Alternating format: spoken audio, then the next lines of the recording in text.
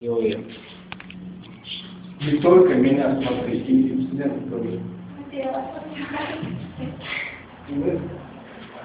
Так, первым моим законодательным проектом будет программа реализации двустороннего обмена студентов.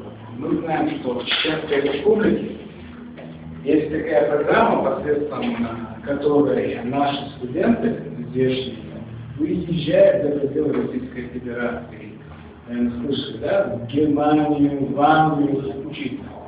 Так, по моему проекту я хочу, чтобы не только наши студенты выезжали, но и их студенты к нам приезжали, у нас учились, узнавали нашу культуру, и посредством этого вы также будете развивать свои навыки в английском, либо, не знаю, немецком, сейчас.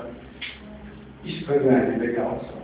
Чтобы продолжать мою кандидатуру, я вам сказал, это мой контакт на этот номер, это мой студент. И еще я должен собрать подписи ваши.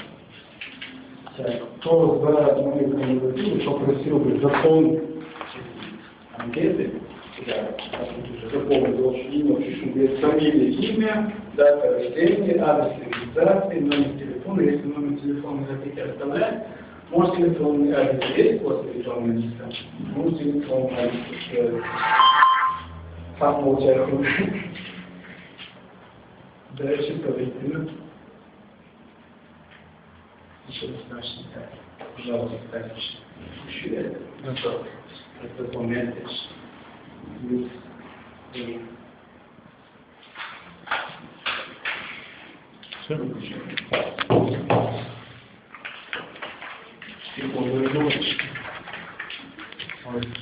Всем пока.